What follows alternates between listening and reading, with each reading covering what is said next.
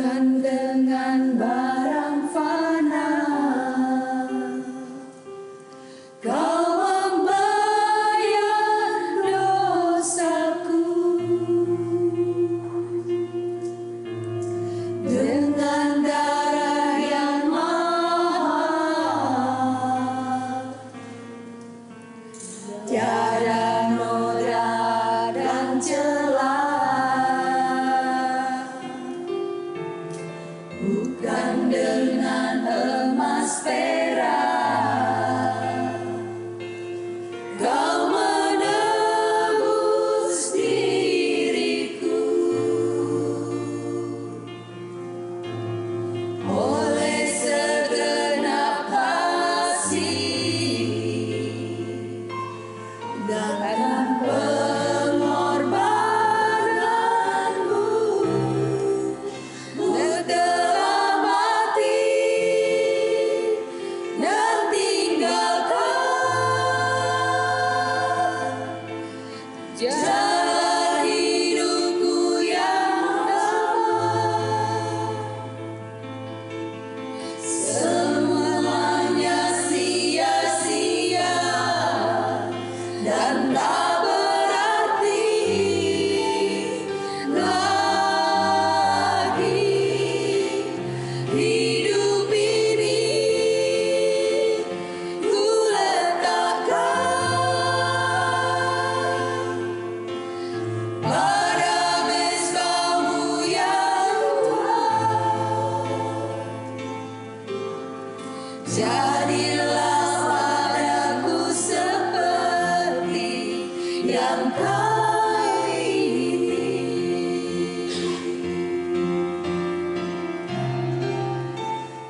Telah mati dan tinggalkan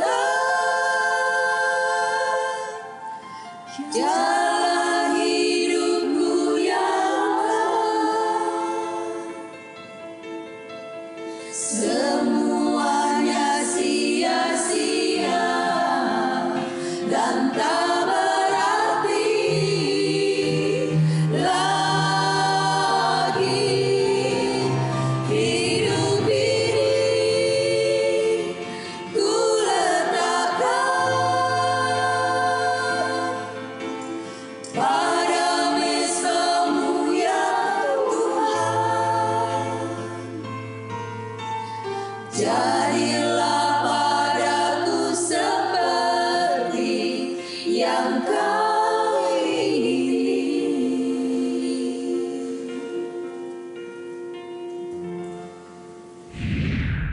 Halo sahabat yang baik, berjumpa lagi di Terang Kasih Menerangi dalam Kasih Tuhan.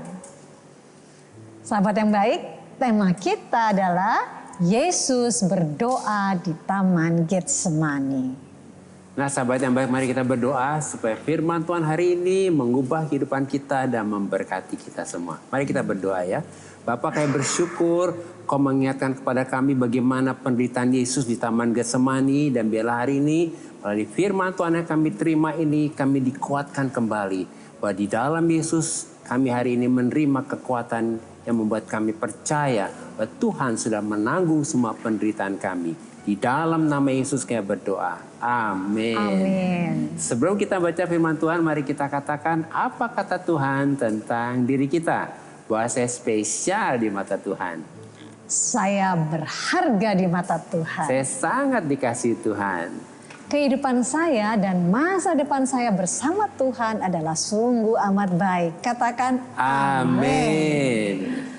Nah sahabat yang baik, mari kita baca firman Tuhan ini dalam Markus pasal 14 ayat 34 dan 36. Demikian firman Tuhan. Lalu katanya kepada mereka, hatiku sangat sedih seperti mau mati rasanya. Tinggallah di sini dan berjaga-jagalah, katanya. Ya Aba, ya Bapa, tidak ada yang mustahil bagimu. Ambillah cawan ini daripadaku, tetapi janganlah apa yang aku kehendaki, melainkan apa yang engkau kehendaki.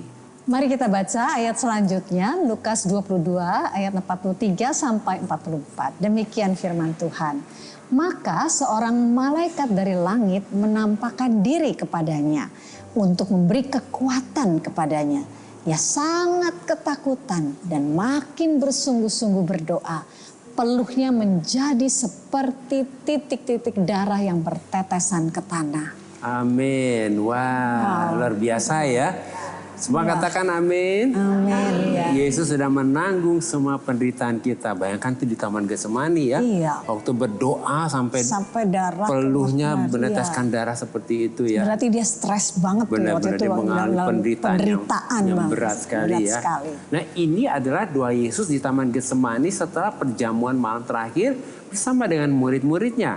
Dan sebelum Yesus ditangkap kemudian diserahkan kepada para pemimpin agama dan kepada Pilatus, gubernur Romawi. Lalu akhirnya disiksa oleh tentara Romawi dan disalibkan di Bukit Golgota yang berarti Bukit Tengkorak. Taman Getsemani ini adalah taman pohon zaitun yang terletak di lereng yang rendah dari Bukit Zaitun dekat dengan Sungai Kidron. Di mana arti kata Getsemani dalam bahasa Aram adalah pemerasan minyak zaitun. Jadi ketika Yesus berdoa di Taman Getsemani ini, Yesus itu seperti buah zaitun yang sedang ditekan, diperas sampai keluar minyaknya. Wah, itu bisa bayangkan ya, di Taman Getsemani itu seperti buah zaitun yang ditekan dan diperas sampai seperti keluar minyaknya. Ya. Oleh karena itu Yesus berkata, hatiku sangat sedih seperti mau mati rasanya. Di mana kata Yunani yang dipakai adalah kata-kata yang emosional dan ekspresif yang di luar kebiasaan untuk mendeskripsikan perasaan yang terdalam dari Yesus. Bahwa hatinya ditenggelamkan oleh kesedihan dan hancur karena tekanan dan penderitaan yang sangat berat seperti mau mati rasanya. Wow, jadi di Taman Getsemani ini Yesus sedang menggambarkan bahwa dirinya ini seperti buah zaitun yang sedang ditekan dan diperas sampai keluar minyaknya. Oleh karena itu Yesus berkata, ambillah cawan ini daripadaku, tetapi janganlah apa yang aku kehendaki, melainkan apa yang engkau kehendaki. Di mana cawan ini menjadi kiasan penderitaan yang besar yang harus dialami oleh Yesus di Taman Getsemani pada malam sebelum ia ditangkap. Nah, sahabat yang baik, kita bisa melihat bagaimana proses pergumulan Yesus ya. Akhirnya Yesus berkata, jadilah kehendakmu. Ya. Tapi dalam doanya di Taman Getsemani ini, Yesus tidak meminta Bapa supaya menunjukkan jalan untuk mengelak dari salib. Melainkan meminta Bapa supaya ia tetap hidup dapat melewati penderitaan itu. Agar ia dapat memikul salib dan mengangkat dosa-dosa kita. Sebab Yesus harus menggenapi nubuatan dalam perjanjian lama bahwa Yesus harus dipaku dan disalib. Mari semua katakan amin. Ya. Bahwa Yesus harus dipaku dan disalib ya. Nah, oleh karena itu seorang malaikat dari langit menampakkan diri kepada Yesus untuk memberi Yesus kekuatan ya. Di Taman Getsemani ini Yesus sangat ketakutan dan ia makin bersungguh-sungguh berdoa seperti orang yang akan dikorbankan. Sehingga keringatnya menjadi seperti titik-titik darah yang bertetesan ke tanah. Wah, itu bisa dibayangkan tuh ya. Bayangkan kita aja berkeringat nggak sampai seperti itu. Tapi Yesus sudah melalui penderitaannya seperti itu. Jadi di Taman Getsemani ini Yesus mengalami yang dikatakan hematidrosis ya. Yaitu suatu kondisi di mana Yesus mengeluarkan keringat darah. Karena tekanan emosional yang sangat berat. Sehingga pembuluh-pembuluh kapiler di kelenjar keringat pecah. Dan dengan demikian mencampurkan dengan darah dan keringat. Jadi proses ini terjadi karena Yesus mengalami goncangan yang berat. Mengalami tekanan batin atau stres yang sangat berat. Wow, Yesus dapat melewati penderitaan yang sangat berat di Taman Getsemani ini. Sehingga Yesus dapat menjadi korban tebusan di Kalvari untuk dosa-dosa kita. Dan Yesus tidak goyah di Taman Getsemani itu. maka kita memiliki juru selamat yang sangat perkasa, supaya setiap orang yang percaya kepada Yesus sebagai juru selamatnya dapat diselamatkan dan dibebaskan dari penderitaannya yang sangat berat. Mari katakan Amin, amin. ya. Kita punya juru selamat yang perkasa, ya. Amin. Amin. Nah, sahabat yang baik, mari kita baca firman Tuhan ini akan menguatkan kita dari Matius pasal 26 ayat 45 sampai dengan yang ke-46. Demikian firman Tuhan. Sesudah itu ia datang kepada murid-muridnya dan berkata pada mereka, tidurlah sekarang dan istirahatlah. Lihat, saatnya sudah tiba bahwa Anak Manusia diserahkan ke tangan orang-orang berdosa. Bangunlah, marilah kita pergi. Dia yang menyerahkan aku sudah dekat. Inilah respon Yesus setelah Yesus dapat melewati malam penderitaan yang sangat berat ketika berdoa di Taman Getsemani. Sementara murid-muridnya semua tertidur dan tidak mengerti apa yang akan terjadi. Sebab Yesus tahu saatnya sudah tiba bahwa Anak Manusia akan diserahkan ke tangan orang-orang berdosa. Lalu Yesus membangunkan mereka karena orang yang akan menyerahkan Yesus itu sudah dekat. Nah, bukankah luar biasa pergumulan Yesus di Taman Getsemani ini? Nah, sahabat yang baik, melalui renungan singkat ini kita dapat menyimpulkan bahwa Yesus berdoa di Taman Getsemani adalah satu malam penderitaan yang sangat berat yang harus dilalui oleh Yesus. Seperti buah zaitun yang sedang ditekan, diperas sampai keluar minyaknya. Dan Yesus dapat melalui malam penderitaan yang sangat berat ini. Karena Yesus berdoa kepada Bapa supaya hanya kehendak Bapa yang terjadi. Bukan kehendak Yesus yang terjadi. Sehingga Yesus dapat menjadi korban anak domba Paskah yang menanggung semua dosa umat manusia. Nah, sahabat yang baik, demikianlah firman Tuhan untuk hari ini. Jangan kemana-mana, pastikan tetap ada di Terang Kasih, menerangi dalam kasih Tuhan.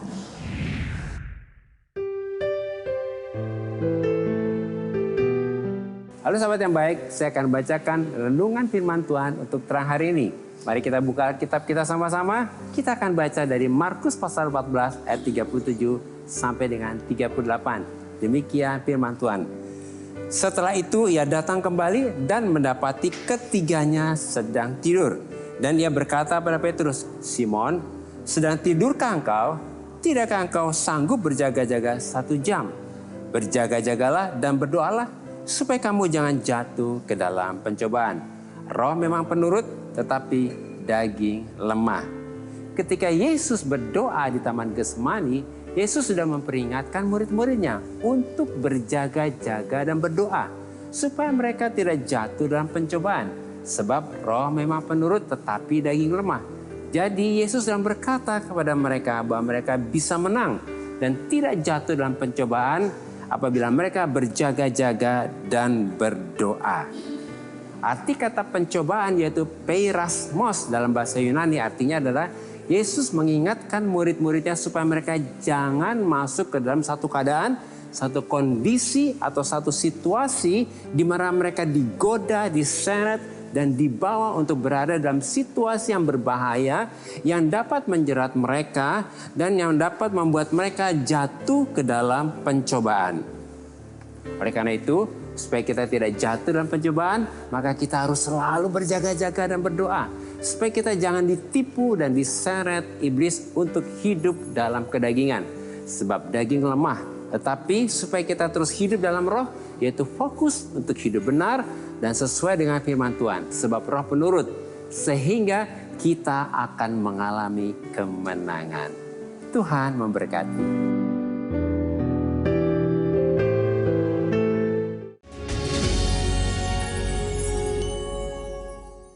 Halo sahabat yang baik, kembali bersama kami di Terang Kasih, menerangi dalam kasih Tuhan. Dengan tema, Yesus berdoa di Taman Getsemani. Nah sahabat yang baik, ini ada DM yang masuk, beberapa diantaranya adalah dari Putri Deluis. Silakan sayang. Shalom Bapak Agus dan Ibu Mala. Shalom juga Putri. Kami berharap Putri saat ini sedang menyaksikan Terang Kasih ya. Demikian isi DM-nya. Mohon bantu doanya. Saya merasa hidup saya seperti beban. Saya tidak bisa membantu orang-orang terdekat saya ketika mereka membutuhkan bantuan saya. Terima kasih. Nah Putri, wah ini Putri luar biasa ya. Ya hatinya ya kepingin menolong orang luar biasa. Berkat, ya. Iya. Putri, kami mengerti bagaimana perasaanmu ya. Dan kerinduanmu untuk dapat membantu orang-orang yang terdekat. Ya. Tetapi Putri juga harus ingat nih ya. Dan menyadari bahwa Tuhanlah yang akan memampukan kita untuk kita bisa menjadi berkat. Jadi Putri, janganlah memakai kekuatan sendiri ya. Tetapi biarlah Putri saat ini mengandalkan Tuhan. Karena Tuhan juga pasti meresponi ya kerinduan dari Putri ini ya. Tuhan senang dengan apa yang dilakukan kerinduan Putri ini. Dan biarlah Putri berdoa dan minta kasih karunia Tuhan. Amin. Supaya Putri diberi anugerah, diberi hikmat, diberi kekuatan dan kemampuan untuk dapat menolong dan menjadi berkat bagi orang lain. Amin. Ya, ini ada satu ayat yang mungkin bisa menguatkan Putri ya, dikatakan dalam Yeremia 17 ayat 7, demikian firman Tuhan, diberkatilah orang yang mengandalkan Tuhan, yang menaruh harapannya pada Tuhan. Jadi Putri, apapun yang saat ini engkau hadapi dan engkau sangat rindu untuk menolong orang lain. Meskipun saat ini engkau merasa sangat terbatas. Tetapi mari datang kepada Tuhan.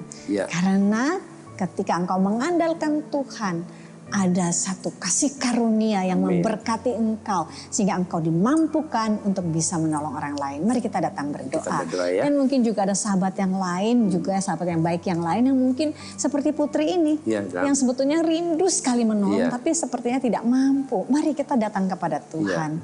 Andalkan Tuhan di dalam seluruh aspek kehidupan kita ya. Mari kita berdoa. Bapak Surgawi, terima kasih untuk anakmu yang terkasih Putri, bahkan juga sahabat-sahabat yang baik yang lain yang memiliki hati yang luar biasa, hati yang rindu untuk menjadi berkat, untuk menolong orang lain. Oleh sebab itu Bapak, saat ini kami pegang firman-Mu. Engkau berkata, diberkatilah orang yang mengandalkan Engkau. Dan hari ini, saat ini juga dalam doa kami berdoa, biarlah Putri dan sahabat-sahabat yang baik yang lainnya, kami mengandalkan Engkau. Untuk kami bisa dimampukan, untuk kami bisa menjadi berkat dan menolong orang-orang di sekitar kami. Kami percaya firman-Mu adalah ya dan amin. Dan kami terima firman-Mu ini terjadi dalam kehidupan kami. Mulai hari ini, hanya Engkau yang kami andalkan dalam seluruh aspek kehidupan kami. Dan kami percaya hidup kami diberkati untuk menjadi jawaban bagi orang lain, untuk menolong orang lain, dan untuk menjadi terang dan berkat bagi sekitar kami. Terima kasih Bapa. Di dalam nama Yesus kami berdoa dan mengucap syukur. Amin. Amin. Nah berikutnya ada DM dari Alexander Pandrian 3 ya. Salam sejahtera Pak Agus dan Bu Mala. Salam sejahtera juga buat Alex. Berharap sudah menyaksikan ya program Terang Kasih ini. Demikian isi DM dari Alex ya. Saya Alex dari Makassar. Saya lagi banyak masalah. Dari masalah keluarga yang kurang harmonis, orang tua berpisah, pendidikan yang sekarang lagi penyusunan skripsi, takut ke kampus ketemu dosen. Masalah ekonomi dari keluarga yang kurang mampu, masalah sosial yang kurang komunikasi dengan masyarakat, sehingga membuat saya stres dan banyak tekanan dan selalu membuat pikiran saya untuk bunuh diri mengakhiri hidup. Alex, kami mengerti sekali persoalan kamu, pergumulan kamu yang apa kamu hadapi ya. Ini kita juga berharap hari ini Alex sudah menyaksikan juga ya. Kenapa? Karena Tuhan sangat menyayangi Alex. Jadi jangan ada pikiran mau bunuh diri Alex. Ini penting sekali. Percaya bahwa hidup kamu sangat berharga di mata Tuhan. Dan kamu punya Bapa Surgawi yang sangat mengasihi Alex ya. Jadi kamu hari ini bangkit Alex ya. Lalu apa nih? Buang dan menolak semua kebohongan-kebohongan iblis dalam pikiran kamu yang membuat kamu seperti merasa tidak berharga, bahkan mau bunuh diri. Sebab bunuh diri itu bukan jalan keluar dan bukan kehendak Tuhan. Ingat ya Alex dan sahabat yang baik, bunuh diri itu bukan kehendak Tuhan dan bukan jalan keluar ya. Percaya bahwa hanya pada Bapa Surgawi yang dapat menolong dan memberi jalan keluar. Percaya bahwa tangan Bapa Surgawi terbuka dan siap untuk menolong Alex ya. Ada firman Tuhan yang akan menguatkan kita dan untuk Alex juga dalam Lukas pasal 15 ayat ke-20. Demikian firman Tuhan. Maka bangkitlah ia dan pergi kepada bapaknya. Ketika ia masih jauh, ayahnya telah melihatnya, lalu tergeraklah hatinya oleh belas kasihan. Ayahnya itu berlari mendapatkan dia, lalu merangkul dan mencium dia.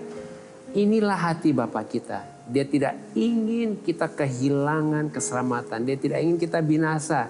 Dia berlari, merangkul dan mencium kita. Alex, percaya hari ini Bapa yang sama juga ingin merangkul dan menciummu. Sahabat yang baik, jangan ada pikiran bunuh diri. Karena itu bukan jalan keluar dan itu bukan kehendak Bapa. Mari kita berdoa ya.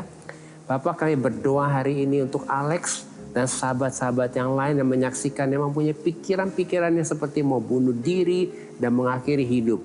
Kami berkata di dalam nama Yesus, kami menolak semua kebohongan iblis ini. Kami menolak semua pikiran-pikiran yang mau bunuh diri ini. Kami berdoa hari ini, roh bunuh diri yang mencoba menguasai Alex dan sahabat yang baik yang putus asa, kami tolak di dalam nama Yesus. Biarlah hari ini shalom, damai sejahtera Allah menguasai Alex dan sahabat yang baik untuk bangkit dan percaya bahwa pertolongan hanya datang dari Tuhan. Dalam nama Yesus kita berdoa. Amin. Nah sahabat yang baik, terima kasih buat respon dan DM-nya kepada kami dalam program Terang Kasih ini. Terima kasih ya. Bagi sahabat yang memiliki beban, permasalahan, tekanan hidup, minta didoakan atau ingin bersaksi seputar rohani, silahkan DM, komen, atau kirim video ke Instagram @terangkasih_rtv. Nah saat ini sahabat yang baik, mari kita kembali diingatkan sesuai dengan renungan kita. Hal-hal apa nih yang perlu kita ingat supaya kita mengerti makna dari Yesus berdoa di Taman Getsemani. Yang pertama, Getsemani dalam bahasa Aram adalah pemerasan minyak zaitun. Jadi ketika Yesus berdoa di Taman Getsemani ini, Yesus seperti buah zaitun yang sedang ditekan dan diperas sampai keluar minyaknya. Dan ini adalah gambaran penderitaan yang dialami Yesus ketika berdoa di Taman Getsemani. Yang kedua, di Taman Getsemani ini Yesus mengalami hematidrosis. Suatu kondisi di mana pembuluh-pembuluh kapiler di kelenjar keringat pecah, maka darah dan keringat bercampur menjadi satu. Karena Yesus mengalami tekanan batin, goncangan atau stres yang sangat berat. Sehingga Yesus sudah menanggung semua penderitaan yang paling berat sekalipun dari manusia. Ketiga, di Taman Getsemani ini adalah proses di mana Yesus sedang menyerahkan haknya kepada Bapa supaya hanya kehendak Bapa yang terjadi. Sehingga Yesus dapat melewati malam penderitaan yang sangat berat ini. Dan Yesus siap menjadi korban anak domba Paskah untuk menanggung semua dosa umat manusia. Nah sahabat yang baik, apakah saat ini engkau sedang mengalami penderitaan yang sangat berat? Mari datang kepada Yesus dan serahkan semua kepada Yesus. Dan sahabat yang baik, apabila saat ini engkau mengalami penderitaan yang berat, saat ini berhentilah fokus kepada penderitaanmu. Mari memandang kepada Yesus dan bersyukur. Karena Yesus sudah mengalami penderitaan yang sangat berat. Sampai keringatnya meneteskan darah untuk menanggung semua penderitaanmu. Supaya engkau dibebaskan dari penderitaan itu. Mari kita datang kepada Tuhan. Datang kepada Bapa. Bapa Surgawi, oleh anugerah-Mu Tuhan, Kami percaya bahwa Roh Kudus menolong dan memampukan kami untuk berhenti fokus kepada penderitaan kami. Dan untuk kami berhenti mengasihani diri kami. Karena Yesus sudah mengalami penderitaan yang sangat berat. Dan yang lebih berat daripada penderitaan yang kami alami. Dan oleh anugerah-Mu Tuhan, kami percaya dan kami bersyukur bahwa Yesus sudah menanggung semua penderitaan kami yang paling berat sekalipun. Dan kami percaya bahwa saat ini juga Yesus sudah membebaskan kami dari semua penderitaan kami sehingga kehidupan kami memuliakan Tuhan. Dalam nama Yesus, amin. Terima kasih sahabat yang baik sudah setia menyaksikan Terang Kasih Menerangi dalam Kasih Tuhan. Sampai jumpa kembali di episode selanjutnya. Tuhan memberkati.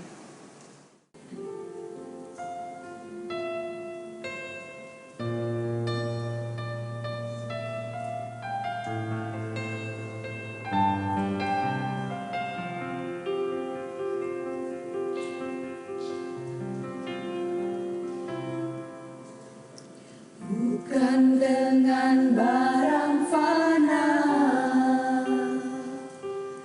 Kau membayar dosaku, dengan darah yang mahal, tiada noda dan celah. Bukan dengan emas perak Kau menebus diriku, oleh segenap kasih dan pengorbananmu. Telah mati dan tinggalkan jalan hidupku yang damai. Semuanya sia-sia dan tak berarti lagi. Hidup ini ku letakkan pada mezbamu yang Tuhan. Jadilah padaku seperti yang Kau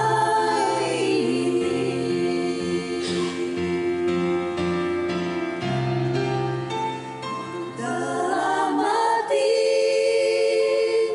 dan tinggalkan jalan